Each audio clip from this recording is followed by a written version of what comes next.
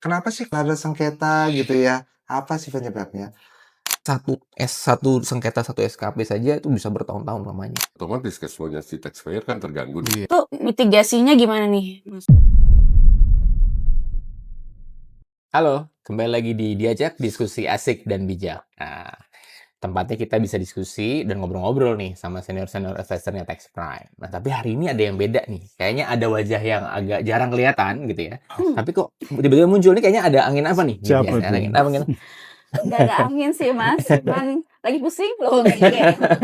Iya, Mas. Boleh ya, Pak, ya ikutan diskusi hari ini, Boleh, Pak? boleh. Biar ikutan pinter nih kayak Mas Bobi, kayak Mas Dewo. Gitu. Mbak, by the way kemarin ada yang minta proposal pendampingan keberatan lagi loh. Nggak. Banyak yang minta sama kita. Iya. Kemarin kita meeting sama potential client. Sama klien tuh mostly minta didampingi di proses penyelesaian sengketa.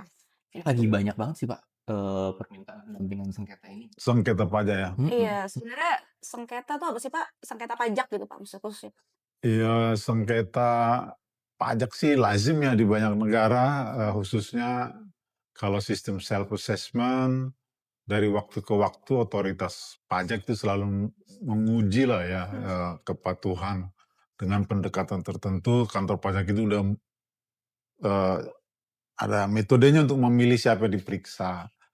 Kemudian ada ketetapan pajak baru, ada tagihan pajak baru. Nah, undang-undang itu menjaminlah hak wajib pajak untuk men-challenge atau mengkontes lah ketetapan itu dalam rangka keadilan dan juga supaya penetapan pajaknya itu sesuai dengan yang seharusnya. Jadi itu lazim sih bersengketa dan dilindungi undang-undang. Kalau trennya memang selalu banyak gitu ya, Pak, ya? Pak PN ini dulu Direktur Sibratan Banting juga. Oke, seperti yang disampaikan oleh Pak Robert bahwa sengketa di masalah perpajakan adalah hal yang sangat lumrah gitu ya. Nah, kalau kita perhatikan pajak ini sebenarnya simpel. Di situ ada subjek, di situ ada objek, kemudian ada tarif. Nah, kemudian ketentuan perpajakan yang ada di Indonesia, wajib pajak itu harus memfile yang namanya surat pemberitahuan. Iya. Nah, ada surat pemberitahuan tahunan, kemudian ada surat pemberitahuan masa gitu ya.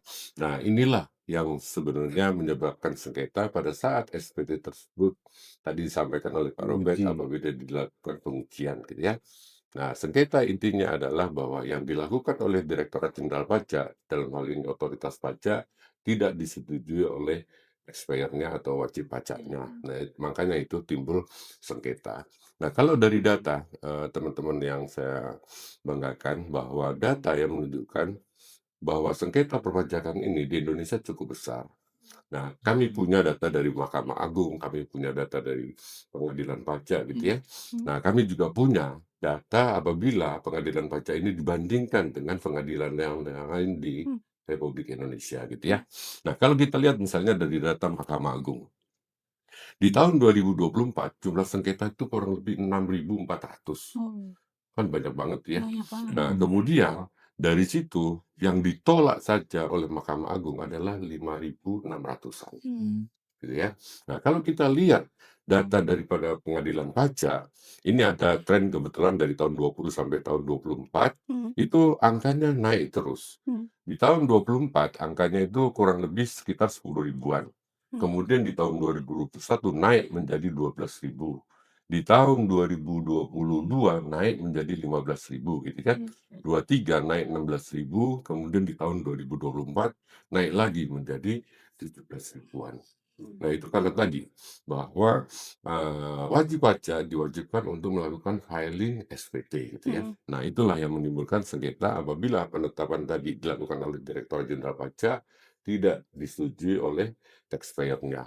Nah, kalau kita bandingkan dengan pengadilan lainnya yang ada di Indonesia, misalnya kita bandingkan dengan peradilan umum, peradilan agama, kemudian peradilan militer, kemudian tata usaha negara, pengadilan pajak ini hanya kalah dari peradilan umum dari jumlah case-nya gitu ya. Nah, kalau peradilan militer kita juga menang, maksud saya pengadilan Lebih pajak banyak. banyak gitu ya.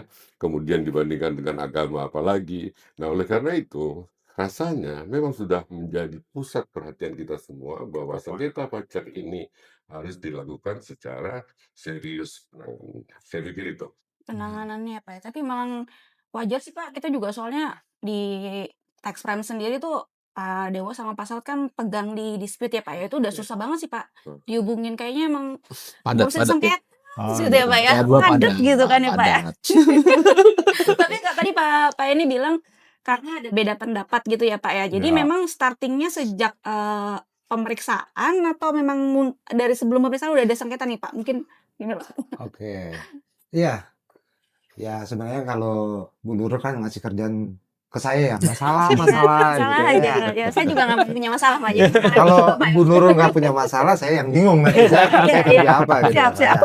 Jadi emang benar, sengketa pajak itu timbul karena wajib pajak itu tidak setuju dengan isi dari surat ketetapan pajak. Iya. Nah, surat ketetapan pajak itu timbul ya bisa dari pemeriksaan yang seperti kita ketahui gitu ya Pak ya. Dan juga dari penelitian. Penelitian ini biasanya dilakukan oleh AR ya. AR, representatif, itu biasanya dalam bentuk data konkret. Nah, seperti yang udah disampaikan oleh senior advisor dan advisor tax prime pada podcast-podcast sebelumnya, bahwa ini ada nih peraturan Menteri Keuangan terbaru, yaitu terkait dengan pemeriksaan pajak, yaitu PMK 15 tahun 2025 gitu ya. Kalau kita lihat di bagian menimbang di PMK 15 itu mengacu kepada PP 50 tahun 2022. Nah, itu adalah terkait dengan hak dan kewajiban dalam melaksanakan kewajiban perpajakan. Ya. Nah, seperti yang tadi Pak Robert sampaikan bahwa sistem perpajakan kita itu adalah self assessment. Ya. Jadi wajib pajak itu menghitung, menyetor, dan melaporkan sendiri pajak yang terutang, gitu ya. Nah, kalau kita lihat salah satu tujuan dari pemeriksaan itu adalah untuk menguji kepatuhan pelaksanaan kewajiban perpajakan kita. Jadi istilahnya ini kita melaporkan surat pemberitahuan seperti yang Pak Penny sampaikan tadi. Nah, dari sisi otoritas karena sifatnya self assessment, maka DJP memiliki wewenang untuk menguji apakah yang dilaporkan oleh wajib pajak di dalam SPT itu sudah benar atau tidak, gitu ya. Nah, kalau secara garis besar PMK 15 apabila kita bandingkan dengan peraturan terkait proses pemeriksaan pajak, itu sebenarnya secara garis besar hampir mirip sih. Tapi saya sih pengen menekankan aja bahwa sebenarnya ada 3 poin yang harus diperhatikan nih Pak ya. Yang pertama adalah di PMK ini diatur mengenai jangka waktu. Jangka waktu pengujian pemeriksaan. Nah, di situ ada memang kelompok-kelompoknya gitu ya, tapi saya kasih contoh aja karena banyak kriterianya, ada pemeriksaan lengkap, terfokus, selektif gitu ya. Tapi contohnya yang pemeriksaan lengkap lah. Nah, pemeriksaan lengkap itu udah diatur bahwa pengujiannya itu adalah 6 bulan sejak surat perintah pemeriksaan disampaikan atau yang kita kenal SP2 itu sampai dengan pembahasan akhir itu jangka waktunya 6 bulan. Nah, gitu. Jadi secara peraturan yang mengikat kepada teman-teman di DJP itu ada yang mengikat, yaitu terkait jangka waktu. Banyak. Kalau di dulu itu ya belum ada sih yang mengikat ini. Yang kedua, itu nah ini yang harus diperhatikan oleh wajib pajak ya. Di dalam PMK 15 itu diatur bahwa wajib pajak harus menyampaikan dokumen sebagaimana yang tercantum di dalam surat permintaan peminjaman dokumen itu dalam jangka waktu 1 bulan sejak surat permintaan peminjaman dokumen itu Pak. Jadi ini mengikat nih. Ada timelinenya 1 bulan. Kalau dulu memang ada SP1, SP2 tapi tidak mengikat, ini di lock 1 bulannya Pak. Gitu. Itu ada ya. Jadi ini memang harus diperhatikan karena nanti ada hubungannya nanti apabila menuju ke pengadilan, MA itu ada yang mengikat juga. Nah, yang ketiga itu terkait dengan ya ini hanya proses ya. Saat ada prosedur pemeriksaan yang di dulu di peraturan dulu itu tidak ada, yaitu adanya prosedur pembahasan temuan sementara sebelum adanya SPHP, Pak. Gitu. Nah, itu sih sebenarnya cuman proses ya. Proses, tapi saya melihat bahwa DJP ini lebih baik. Kenapa? Karena ada sebelum SPHP itu ada pembahasan dulu. Istilahnya oh ini silakan menanggapi gitu ya. Lebih smooth lah ya. DJP dalam posisi yang ingin mendengar juga pendapat dari wajib pajak gitu. Itu ada perkembangan yang menurut saya secara pribadi ya itu baik lah gitu ya. Ada temuan sementara sebelum adanya SPHP gitu ya. Nah, sebenarnya sih ini berdasarkan pengalaman lagi ya Pak ya. Kebetulan saya kan di divisi dispute ya Pak ya, dan audit juga gitu ya. Jadi hasil dari pemeriksaan itu larinya adalah ke dispute. Nah, Hmm. secara pengalaman dan saya dan teman-teman di dispute itu sebenarnya kenapa sih kok menyebabkan ada sengketa gitu ya? Apa sih penyebabnya? Simpelnya itu bisa tiga poin. Ya, Penyebabnya ya. penyebabnya Pak. Ya. Yaitu pertama adalah unsur pembuktian. Ya. Nah, ini terkait dokumen-dokumen. Dokumentasi. Yang kedua adalah adanya khilafan atau ketidaktahuan wajib pajak Hmm. terkait dengan peraturan perpajakan yang berhubungan dengan usaha dia. Hmm. Ya. Karena kita tahu masing-masing usaha itu ya peraturan yang berlaku itu bisa berbeda-beda gitu ya. Hmm. Ada aturan khusus untuk usaha-usaha. Nah, yang ketiga itu adanya perbedaan penafsiran terkait peraturan. Nah, mungkin saya sekilas per poinnya mungkin kasih gambaran lah ya.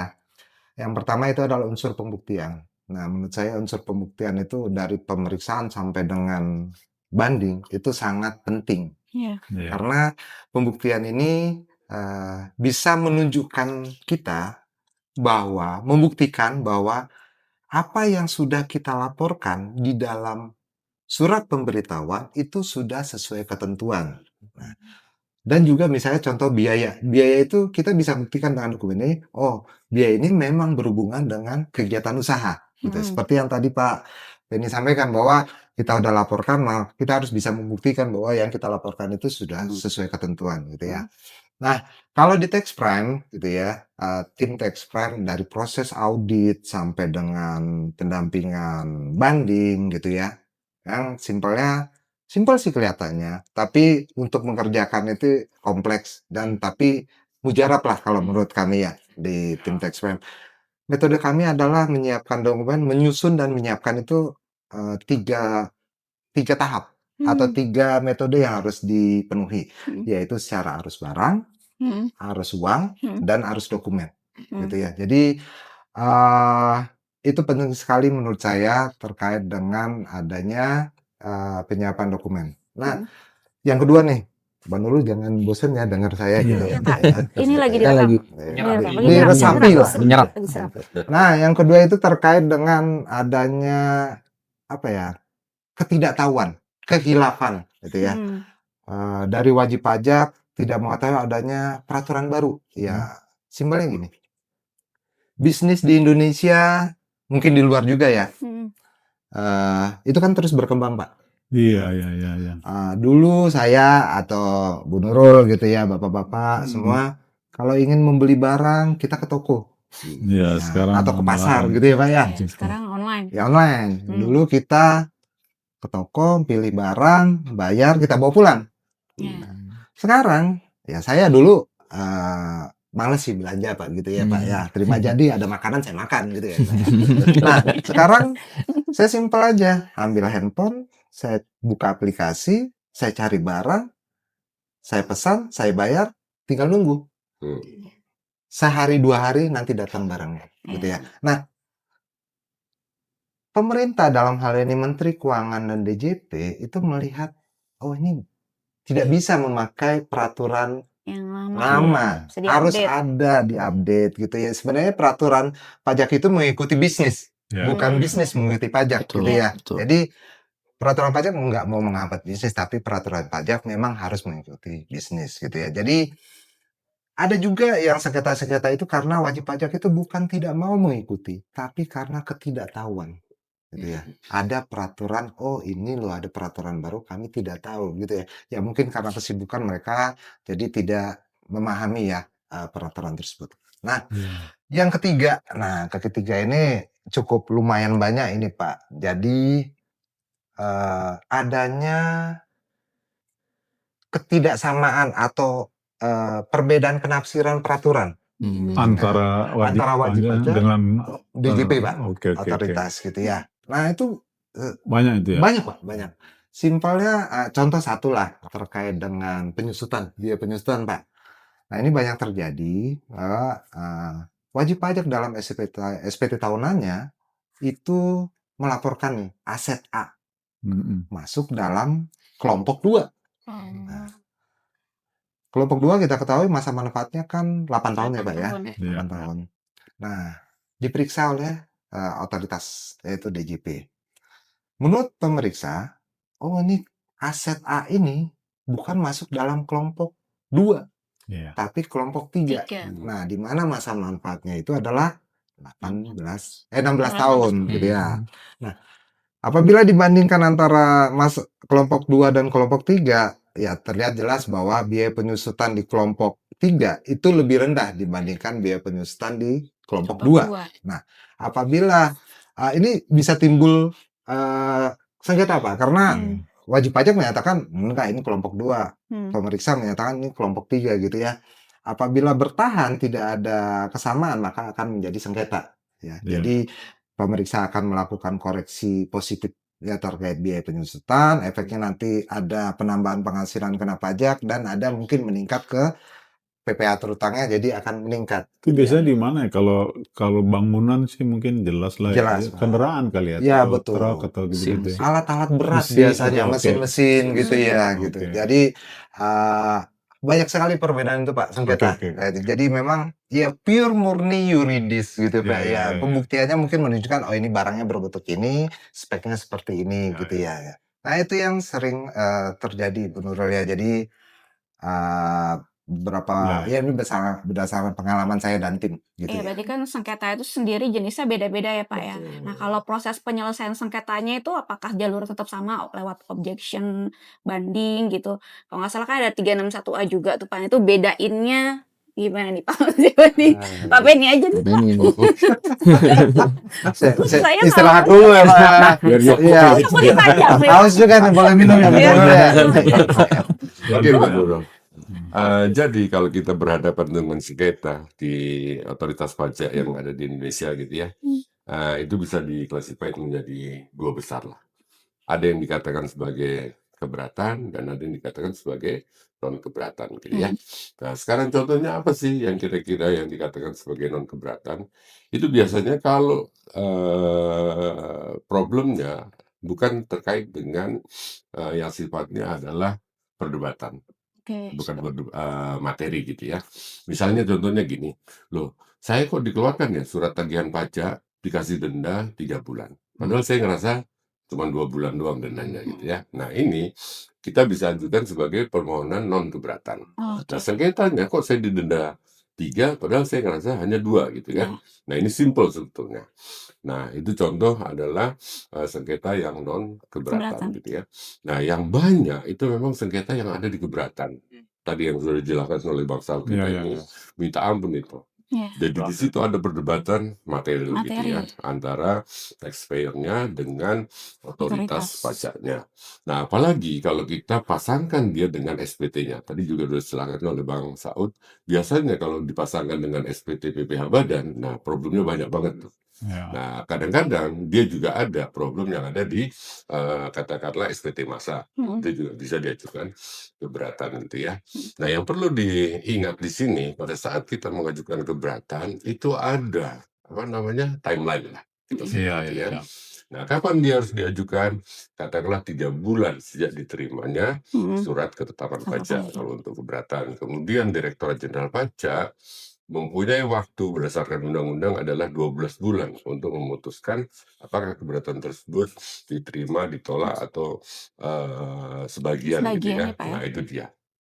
Nah ada lagi Mbak yang menarik bahwa di ketentuan kita itu ada yang dikatakan sebagai pengurangan sanksi atau pembatalan ketetapan. Iya. Ya. Nah ini juga kelompoknya sebetulnya masuk sebagai non keberatan gitu ya. Nah kalau wajib pajak itu katakanlah merasa bahwa sanksinya dari Direktorat Jenderal Pajak itu sudah tepat, tapi yang bersangkutan ini kok kondisinya lagi nggak enak nih, lagi nggak bagus, katakanlah likuiditasnya kurang atau seperti apa. Nah yang bersangkutan ini juga berhak mengajukan yang namanya pengurangan sanksi gitu ya. Nah tetapi keputusan ini sangat tergantung daripada policy yang ada di otoritas pajak dalam hal ini Direktorat Jenderal Pajak. Nah kemudian wajib pajak juga bisa mengajukan namanya pembatalan ketetapan. Kalau dia ngerasa aku udah nggak punya pintu lagi dari keberatan tadi kan, nah yang bersangkutan ini bisa mengajukan pembatalan ketetapan apabila dia merasa bahwa ketetapan yang dikeluarkan oleh Direktorat Jenderal Pajak ini salah, gitu ya.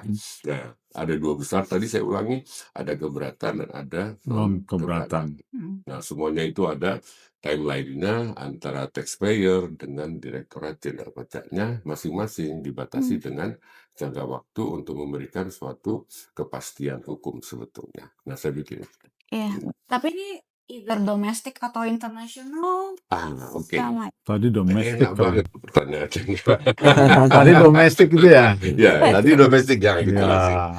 Nah, sekarang kita punya perekonomian ini kan terbuka Iya. banget, Mbak, ya. Ya. Nah, kita berhubungan dengan partner dagang kita.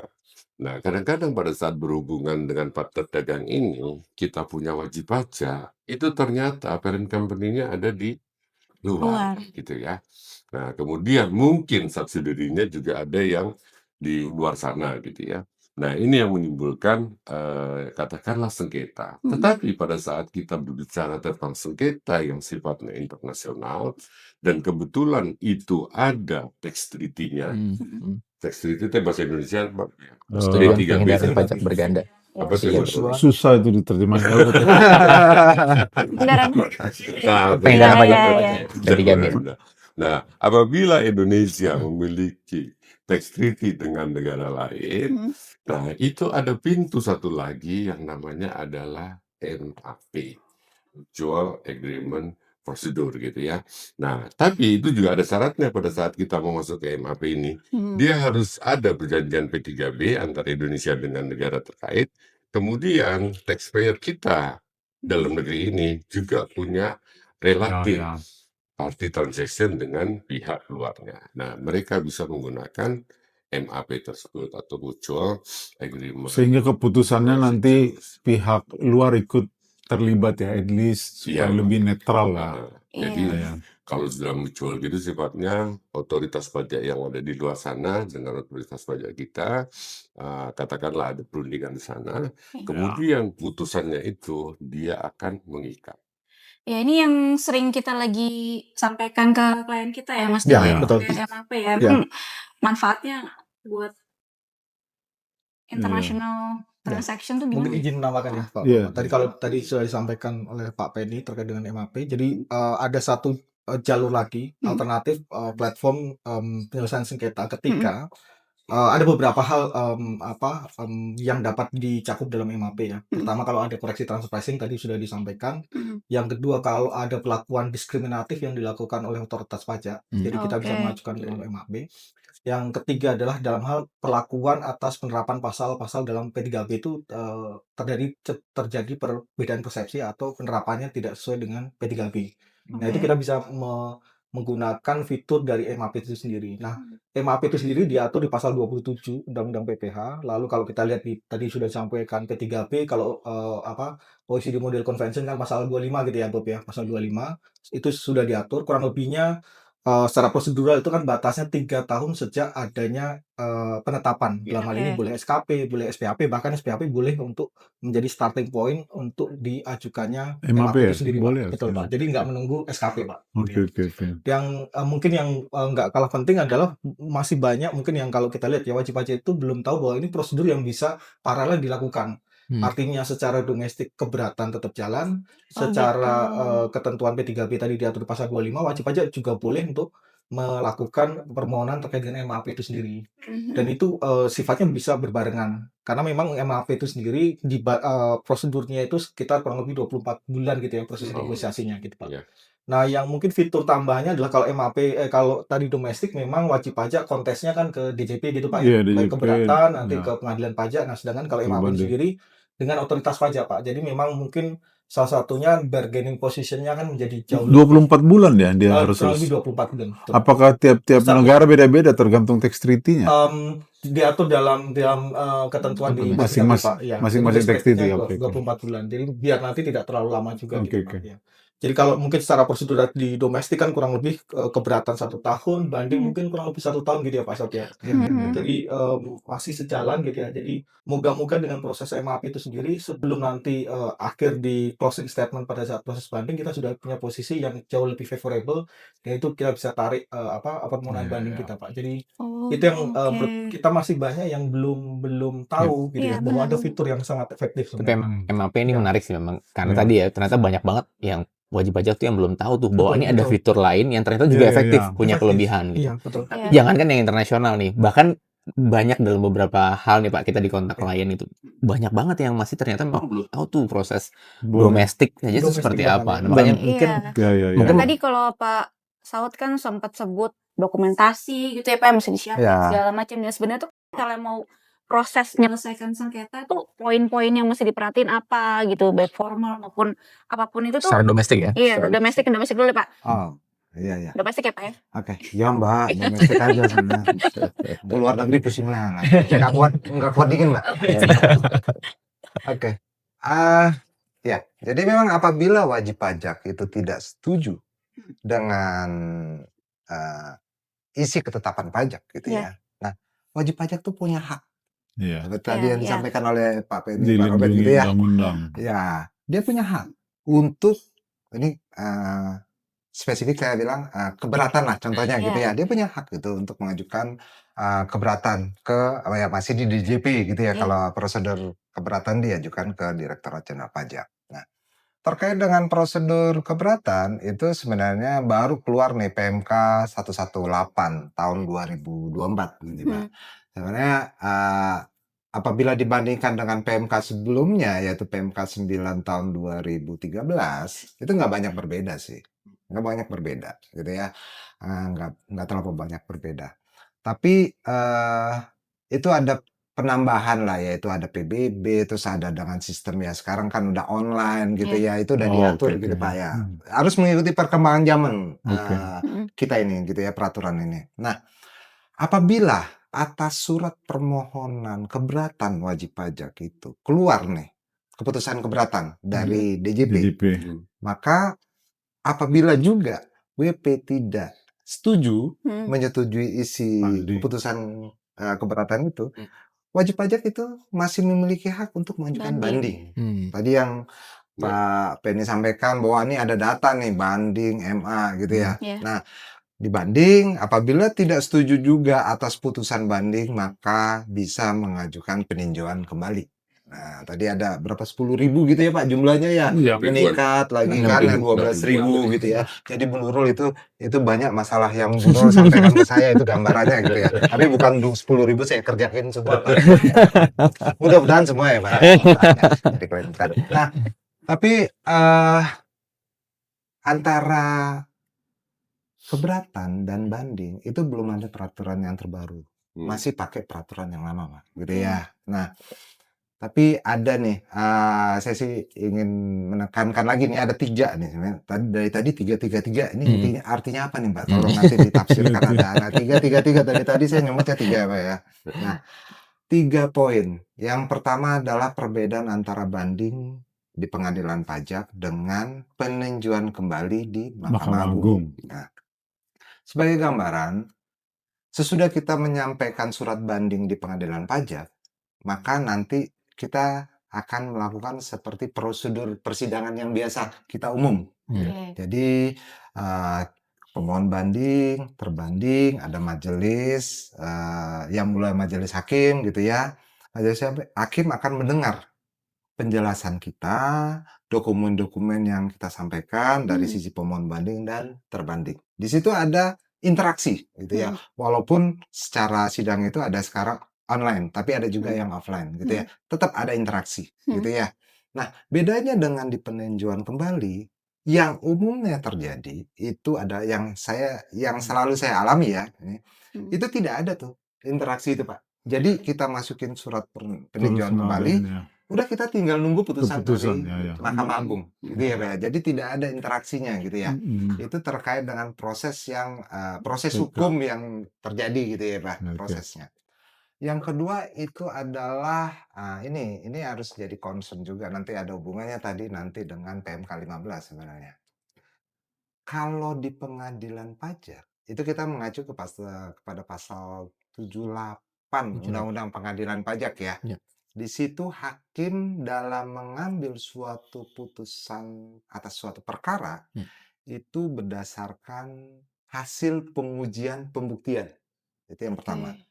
Yang kedua adalah peraturan yang berlaku. Nah, yang ketiga keyakinan hakim. Tapi konteksnya Ya, ya. keyakinan hakim bukan Keyakinan. agama ya, Oh. bukan Iya, ya. iya. Ya, ya, Sesuai ya. Jadi agama keyakinan dan hakim keyakinan ini masing-masing. hakim yakin untuk mengambil suatu keputusan berdasarkan dokumen Iya. yang selama persidangan dan juga peraturan yang berlaku. Iya. Nah, itu dasar hakim dalam mengambil suatu keputusan. Jadi ada unsur pembuktian di sini, Pak, di pengadilan.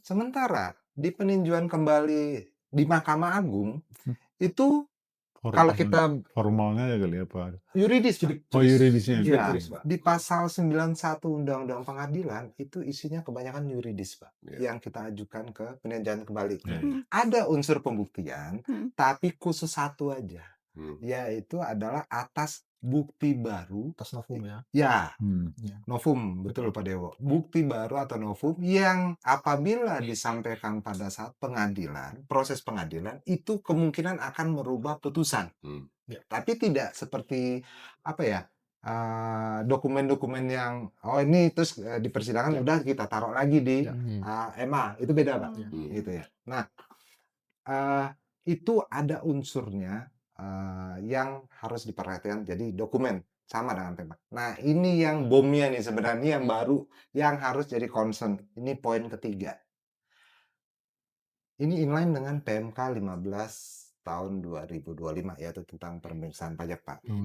Mahkamah Agung ini lebih dahulu mengeluarkan yaitu Surat Edaran Mahkamah Agung nomor 2 tahun 2024. SEMA ya. SEMA, Pak. Kita sebutnya SEMA 2, betul Pak Robert. Bahwa di dalam situ disebutkan bahwa bukti yang dimiliki oleh wajib pajak yang sudah diminta oleh pemeriksa pajak pada proses pemeriksaan dan atau keberatan tapi tidak disampaikan Pada waktu dalam waktu yang pemeriksaan. ditentukan gitu ya Pak, tidak dapat menjadi dasar atau bukti Nggak boleh dalam hakim dipakai lagi ya. ya Hmm. nggak bisa jadi dasar hakim untuk mengambil suatu Oke, putusan oke. Pak di dalam pengadilan pajak. Sebelumnya ataupun boleh ya?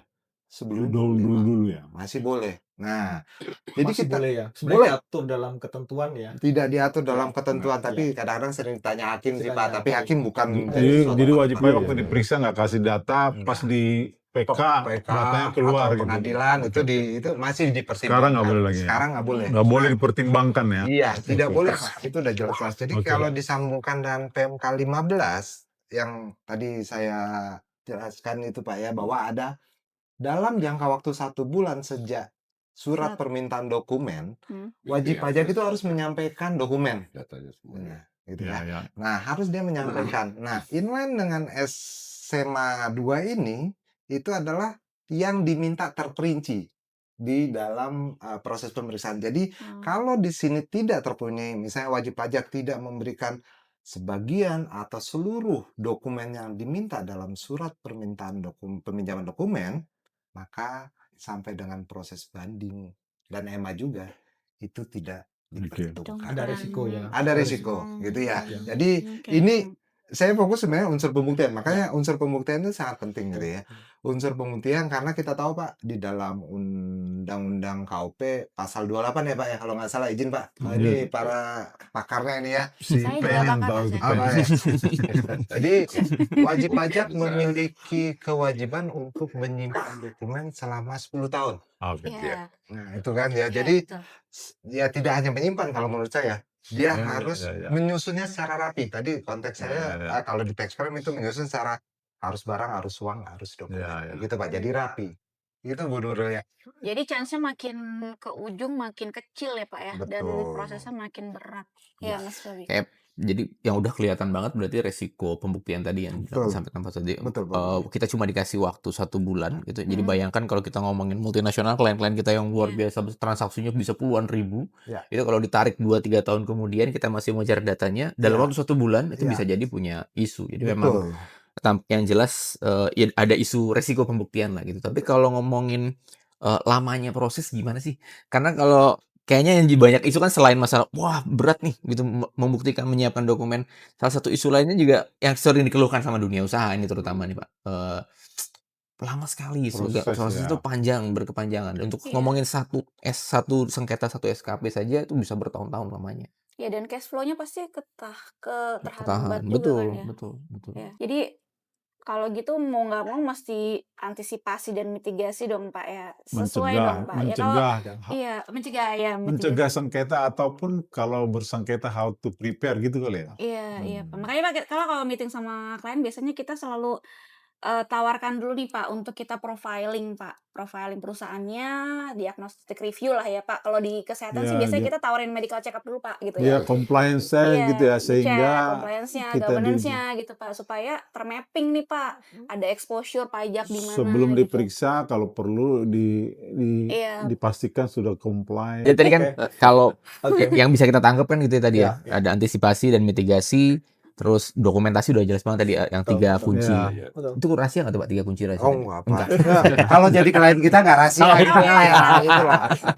Terus tadi Mbak Nurul sempat ngomong soal, oh iya perlu di medical check up dulu nih gitu. Tapi kalau tadi ini berarti kan sengketa secara umum ya. Tapi kan kalau tadi isu banyak transaksi internasional, Hmm. ada perbedaan pendapat terkait dengan tax treaty, transfer pricing. Sebenarnya kalau isu-isu di transfer pricing sendiri seperti apa ya di Oke. sengketa? Mungkin sebelum masuk ke situ mungkin Hmm. aku kasih gambaran ya kalau kita lihat kan proses sengketa tadi secara domestik kan keberatan, banding dan upaya TK. luar biasa itu kan Iya. peninjauan kembali ya sebagai Ya. upaya luar biasa gitu ya. Prosesnya itu kalau kita lihat terus bisa kurang lebih 6 tahunan gitu ya, sampai benar-benar ke wajib pajak menerima putusannya gitu ya. Mhm. Kita lihat belakangan ini kalau di level keberatan sebenarnya hal yang cukup bagus belakangan ini ya. Secara statistik case yang kita handle tuh teman-teman di level penengah keberatan ini juga cukup cukup mereka banyak hasil keberatan yang diterima gitu ya. Entah Hmm. itu transfer pricing dan non transfer pricing. Nah Artinya itu banyak di luar juga mempertanyakan tuh ya Mas. Kalau keberatan kan ditanggulangi DJP. Ini betul. kira-kira Sama-sama chance-nya di seperti apa nih Nah, Bapak-Bapak? pengalaman kita justru malah kita melihat ya tahun-tahun belakangan ini cukup bagus. Jadi kalau dulu kan sifatnya pass-through gitu ya.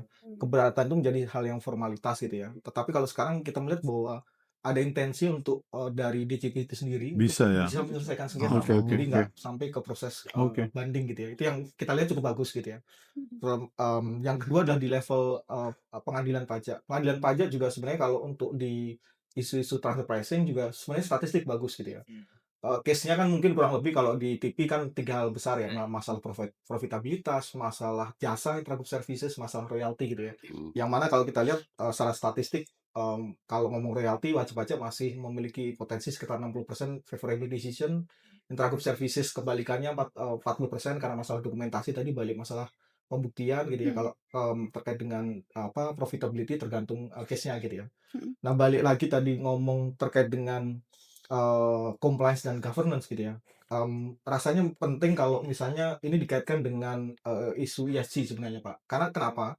Karena kalau kita lihat ternyata dalam konteks ESG governance itu menjadi salah satu poin yang harus mereka disclose Pak. Kalau kita lihat Oke. annual report perusahaan-perusahaan Jepang, Eropa, bahkan mereka itu ada satu bagian yang membicarakan tentang tax policy Pak. Hmm. Jadi Oh, mereka mendisclose bahwa tax policy kami pengennya comply, kalau ada sengketa kami mitigasi, kalau misalnya untuk mengurangi sengketa kita biasanya minta APA dan sebagainya. Jadi Oke. itu yang menjadi salah satu bagian yang penting yang menurut saya itu cukup relevan memitigasi ya yang betul Pak di kondisi sekarang gitu ya. Nah ya. terkait tadi governance dan compliance. Kenapa sih harus ada governance? Kenapa ada compliance gitu ya? Karena kalau ngomong governance itu kan berarti pengaturannya gitu ya, ada intensinya di ini dan memang dari awal policy-nya itu sudah mulai mereka melihat bagaimana untuk comply gitu ya. Jadi kalau beberapa klien kita lihat kan mereka pengen SOP-nya Pak yang direview. Hmm. Terkait penerapan suatu pajak misalnya mereka pengen tahu SOP-nya kami diperbaiki dong sehingga ketika mereka ada suatu case mereka sudah ada nih SOP menurut ketentuan pajak ini sehingga atas treatment pajaknya seperti ini Pak. Jadi itu yang Ya, ya. menunjukkan bahwa Oke. menurut saya ada cukup bagus ya wajib pajak yang sekarang udah mulai aware bahwa menghindari Ya, risiko ya, tersebut. ya, ya, ya. Dalam konteks transfer pricing sebenarnya kalau ngomong siklusnya compliance itu sendiri kan sebenarnya mulai dari pada saat kita mau perencanaan itu sendiri, Pak. Biasanya kalau kita advice beberapa perusahaan yang mulai dari awal, Pak, ketika mereka ada transaksi mereka tanya ke kami, Pak, kira-kira apa yang kami harus perhatikan? Mhm. Berarti kan dari awal mereka sudah ada intensi untuk gimana Tax caranya biar treatment-nya betul, per Pak. transaksi Betul, pun Pak. harus Iya, betul. dipahami dan Dipahami secara komersialnya, lalu yang ya. kedua jangan sampai nanti ada risiko, Pak. Iya, iya, iya, Pak. Jadi siklusnya itu sendiri kan kalau ngomong di compliance sendiri kan ada ngomong dari desainnya, ngomong dari proses dokumentasinya, Mhm. evaluasinya. Nah, Dalam konteks transfer pricing, kalau tadi terkait dengan dokumen ya, kadangkala itu multinasional, Pak, terkait dengan masalah dokumentasi, email dan sebagainya, memang mereka biasanya 2 tahun sudah Di tidak archive. terdokumentasikan gitu ya. Jadi Oh. makanya kita sarankan dari awal kalau memang ada transaksi ini langsung didokumentasikan, langsung taruh di folder, oke, langsung oke, oke. Mhm. jadi itu yang sebenarnya cara yang mungkin hal yang sepele tetapi itu akan membantu nanti proses ketika dalam proses audit itu ya, Pak, ya. Nah tadi Gitu. Mas Dewa tadi singgung terkait tax treatment nih, Betul. pemahaman tax treatment. Nah, sementara kan tadi Pak Penny bilang bahwa kadang-kadang beda interpretasi nih terkait tax treatment. Nah Iya. itu mitigasinya gimana nih, Mas? Misalnya supaya nggak ada Kalau sengketa terkait khususnya interpretasi. perkembangan transaksi kali ya, kan Betul, Iya. perkembangan bisnis, digitalisasi, pasti ada lah sekarang betul. transaksi atau bisnis yang mungkin perlakuan pajaknya sedikit grey ya. Betul, betul, Iya. Pak. Nah, mitigasinya Kalau biasanya, Pak, ya, mereka kalau ada satu transaksi pasti yang paling penting kan tadi disampaikan bahwa pajak itu jangan sampai mengatur komersial gitu ya. Jadi pertama yang harus kita tahu secara komersialnya bagaimana kan proses bisnis dan sebagainya. iya. Yang kedua adalah biasanya mereka sudah ini, Pak, minta second opinion biasanya ke kami misalnya. Jadi Oke, mereka ada oke. treatment apa, tolong dong dari sisi profesional kira-kira nanti ada potensi apa ini Mas Oke, oke. antisipasi, Pak. Kalau memang katakanlah itu ada resiko besar, biasanya kita tawarkan kita minta ruling, Pak. Ruling Gitu. ya. Ya itu Ruling. Biar biasanya. lebih Oke, oke. clear dari awal, kita Oke. transparan juga Dan teman-teman di DJP situ. biasanya jawab kan Betul, sehingga Pak, ada betul. kepastian. Betul, Oke, betul, oke. betul, Pak. Iya, Pak, Kalau jadi kalau direncanakan dengan baik bisa sengketanya bisa cepat selesai nggak? Misalnya iya. terdokumentasi dengan baik, Oh iya, Pak. pembuktian. Sebenarnya seperti yang Pak Dewo sampaikan, Pak, bahwa realnya di proses keberatan aja, Pak. Gitu Iya, ya. iya, iya. Jadi Atau nggak perlu harus ke sana ya, ke banding banding ya. makanya, Pak. iya, Oke, itu oke. udah Antisipasinya, Pak, antisipasinya, Pak. ya Heeh. teman-teman udah mengakomodir. Nah, ya memang kalau secara peraturannya sejak berlakunya Undang-Undang HPP ya, Pak, ya, bahwa wajib pajak itu tidak wajib untuk membayar pajak yang masih harus dibayar yang Kalau dia tidak keberatan. disetujui. Iya, iya, iya. Hmm. Tidak. Oke. Dia wajibnya hanya membayar Yang pajak disetujui. yang disetujui aja, Pak, ya. Oke, oke. Nah, tapi di situ memang ada kemudahan, tapi ada risiko, Pak. Ya ada sanksi kalau Ya, kalah nanti ya. kalau kalah di keberatan ada sanksi administrasi berupa denda 30%, Oke, oke. banding itu tambah lagi 30, jadi total Ya. 60. Kalau ada PK lagi ya ada kena lagi, tapi nggak ditambah 30, tapi atas Oke, oke, selisihnya gitu ya. Nah, kebanyakan dari ya yang kami pegang ya, Pak, ya, itu mengantisipasi adanya denda itu. Perusahaan ini jadinya membayar, Pak, seluruhnya. Bayar dulu tapi nggak Oh. Iya, keberatan. Oke. seluruhnya sebelum mengajukan keberatan. Karena kalau Oke, sudah oke. mengajukan keberatan itu nggak berlaku itu Oh, harus bayar. penghapusan dan denda itu tetap dikenakan gitu Oke, ya. oke, oke. Jadi sebelum mengajukan keberatan, sabit surat Bayar keberatan dia harus seluruhnya baru lunasi. proses keberatan. Iya. Kalau menang dikembalikan. Dikembalikan, Pak, gitu. Tapi Jadi kan memang prosesnya lama ya, Pak, ya. ya Harus dan ngumpul. lama dan ya usaha ini kan bukan melihat profit tapi cash flow kan, Pak, Iya, ya, Iya, untuk iya, iya. menggerakkan motor usaha gitu. Gitu sih maksudnya. Berarti Oke.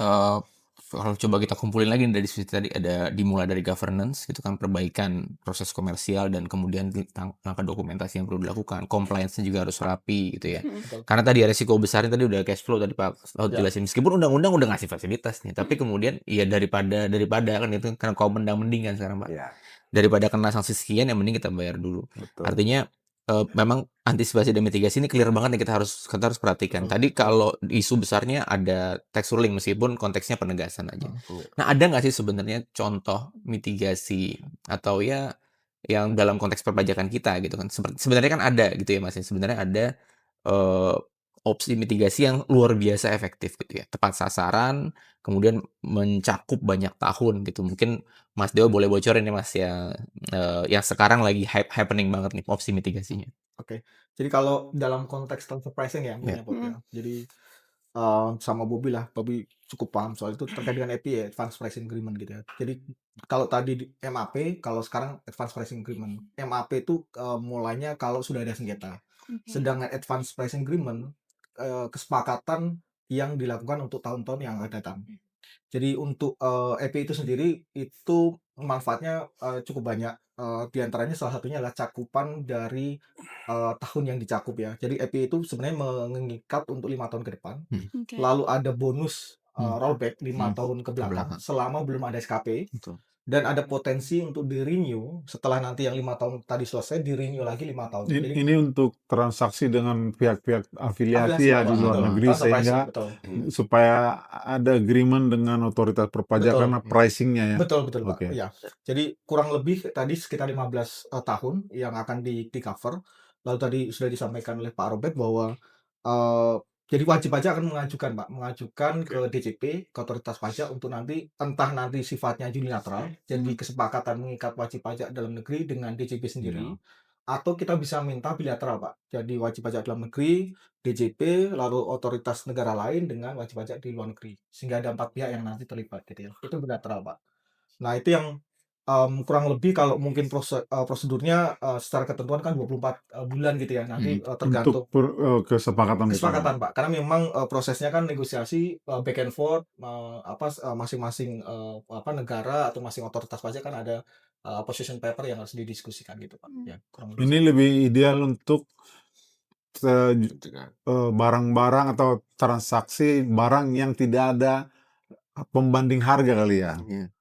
Justru sebenarnya yang paling penting adalah terkait dengan kepastian, Pak. Karena meskipun tadi ya,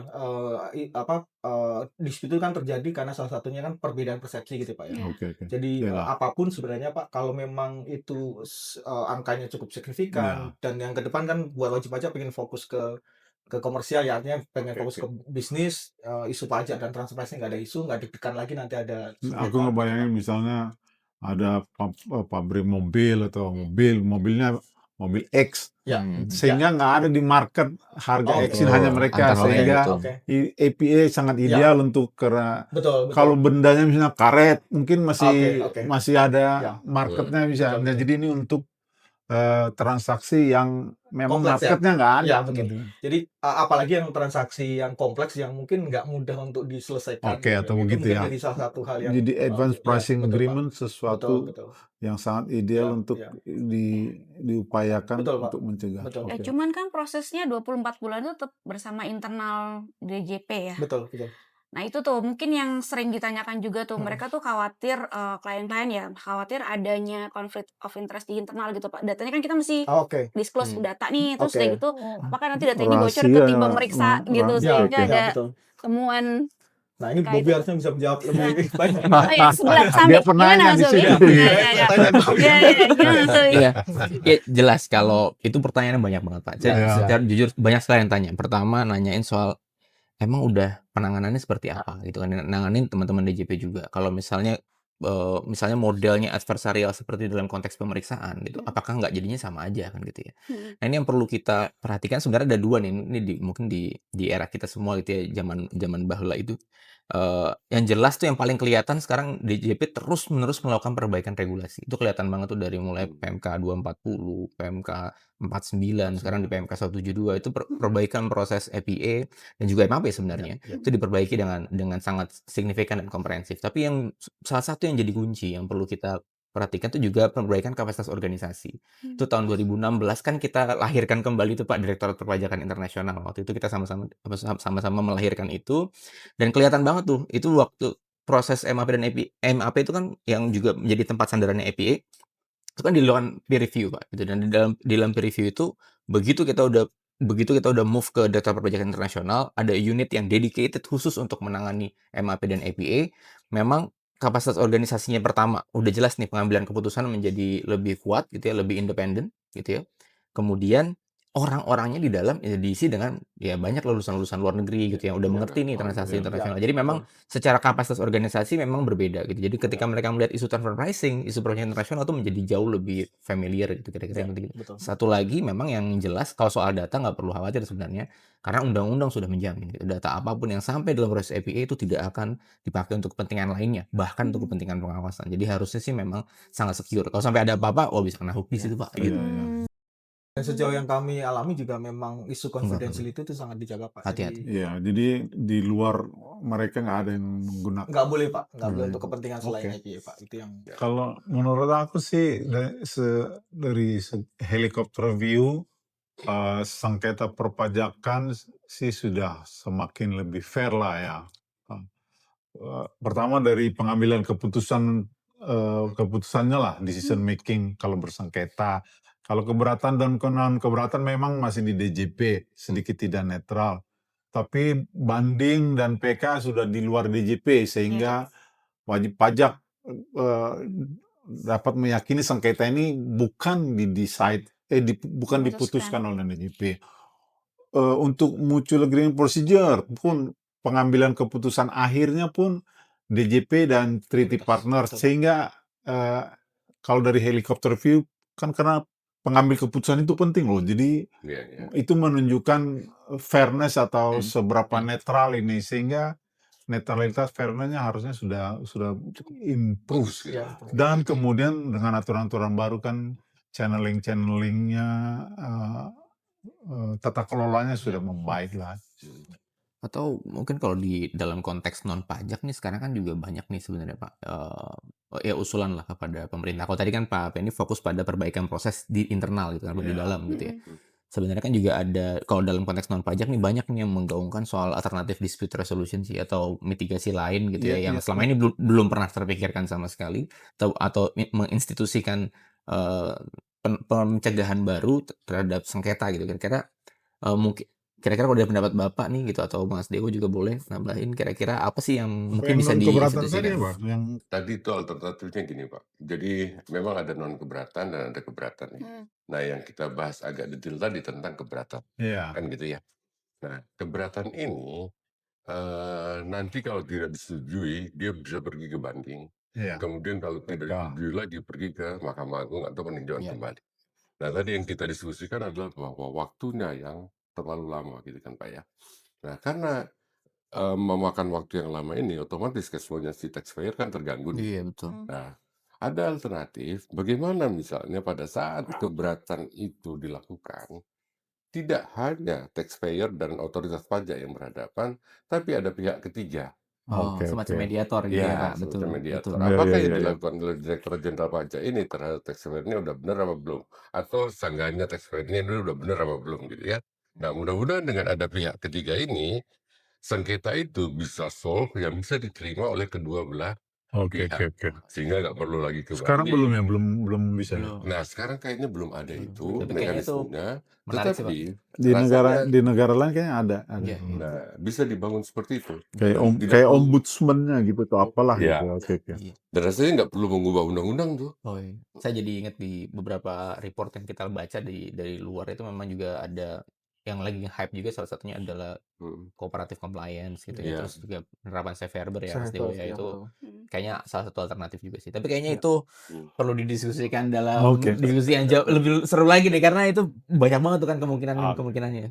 Mungkin Tapi aku nambahin Bob, kalau hmm. sebenarnya kan dalam proses audit itu ada QA ya Pak ya. Ya, Yang QA. maksud Sekarang saya ada. adalah Oh sebenarnya iya. di dalam fitur-fitur yang existing itu kadang-kadang belum optimal. Oh iya. Yang itu Iya, mungkin iya. perlu diperhatikan. Contoh QA itu kan sebenarnya hal yang mungkin perlu dievaluasi Oke. gitu ya sebagai bagian dari proses audit. Tapi itu kan internal juga, Mas. Iya, Iya. cuma paling enggak ada proses bahwa teman-teman pemeriksa ini ketika melakukan proses audit kan ada quality assurance ya, Oh, iya. memang dievaluasi oleh pihak lain gitu ya. Dan itu Iya. kan harusnya secara internal pun akan menajamkan prosesnya menjadi Betul. lebih secara prosedural Ya, jadi ya. lebih sesuai dengan ketentuan. Yang kedua adalah di level keberatan juga sebenarnya ada pemeriksaan untuk tujuan keberatan ya Pak Zot ya. Jadi Ya. hal-hal itu yang sebenarnya masih menurut saya perlu dioptimalkan dalam proses ketika kita dalam proses audit seperti apa, dalam proses keberatan seperti apa gitu. Contohnya tadi pemeriksaan dalam konteks keberatan kan sebenarnya bisa dilakukan gitu. Dalam hal memang kita memang mengusahakan keberatan itu menjadi sesuatu yang sifatnya itu bisa menyelesaikan sengketa, nggak perlu lagi ke proses pengadilan pajak Berarti gitu ya. ada hidden gem lagi nih Betul, gitu ya. betul, Tadi betul. tiba-tiba kita ada pemeriksaan laporan keberatan, Betul, quality betul. Itu assurance. yang jarang orang tahu gitu ya. Di seraturan ada di situ gitu ya. Nah, Gitu ya. Itu yang ini mungkin yang kalau perlu kita berarti pelajari. gitu kan. Berarti jangan-jangan penontonnya diajak nih baru nonton jadi penasaran nih. Ini kalau pengen tahu detail gimana nih? Kalau pengen tahu detail. Berkontrak dulu, Pak. Kayaknya banyak banget hidden gemnya nih. Gimana Iya. caranya dapetinnya kan Nanti gitu. ketemu saya dulu ya. Oh, siap. Oke, tadi kan tetap aja ya Pak, walaupun sengketa itu ada penyelesaiannya, tetap kalau kita kan pengennya nggak bersengketa gitu Ya, dan value kita memang kita kalau tawarkan ke klien tuh kita mitigasi, betul. kita antisipasi Ya. supaya tidak terjadi sengketa. Ya. Nah, ini Mas, buat next nih kita bahas mungkin kalau yang terlanjur kena gimana nih kan ya? Tapi kayaknya udah lapar. Iya. Jadi mending kita break dulu Pak. Nanti Oh, kita ketemu boleh, lagi di boleh. episode berikutnya. Jangan lupa nonton terus Diajak, subscribe dan nyalakan notifikasinya. Dah.